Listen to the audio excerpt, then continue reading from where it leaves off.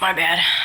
I pressed that one by accident. The number of procedures, including the removal and construction of external genitalia, increased nearly fourfold from 2000 to 2014, according to the study published in the journal JAMA.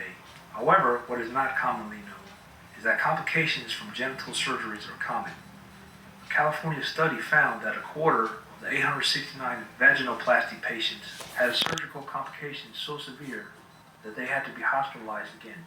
Furthermore, Joseph Backholm, president of the Family Policy Institute of Washington, said there is no conclusive evidence that these procedures lead to beneficial outcomes for transgender patients.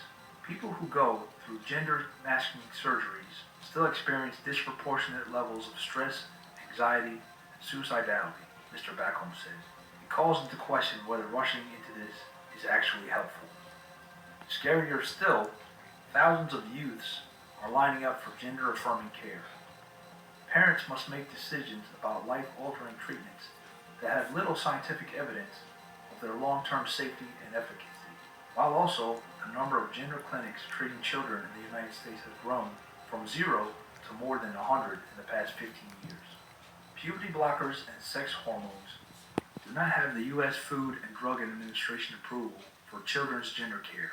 No clinical trials have established their safety for such off-label use. The drug's long-term effects And even the hormonal blockers medicine or drug is also demonic because you're trying to alter your body and to try to force your body to do something that it's not meant to do. Because if you're a man and you want to do the stuff, or if you're a woman and you want to do the stuff, you're going to cause harm to your body, okay? And it's going to cause bodily dysfunction, sexual dysfunction, and you're going to hurt yourself, man. You're really going to hurt yourself, and it's going to, like I said, it's going to harm your body, and then you're going to get sick, and you're going to have all kind of mental problems, and it's just not good, man, Satan is really at work, because you're doing stuff with your body that you have no business doing. fertility and sexual function remain uncleared. And in 2016, the FDA ordered makers of puberty blockers to add a warning about psychiatric problems to the drug's label after the agency received several reports of suicidal thoughts in children who were taking them.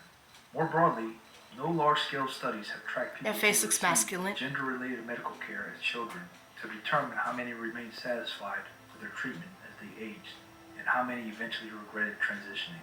The same lack of clarity holds true. That's also a man. True for the contentious issue of detransitioning. When a patient stops. Don't get me wrong, I like the hair color, but that's still a man at the end of the day. I don't care how much they try to pretty it up. Stops or reverses the transition process. The current debate, which is being challenged in the courts, are the attempts by school teachers and advisors to discuss these options for underage students without consulting the parents. So in conclusion, we've gone from an era of castration being forced upon slaves to now allowing the castration of our children. Children under the age of 18 cannot get tattoos, vote, buy firearms, or purchase alcohol or cigarettes. But some people think they are capable of making these life-altering decisions. That's hypocrisy. Thank you for watching Forgotten History. Please like, share, and subscribe. If you have any comments or show ideas, we'd love to hear from you. Thanks again.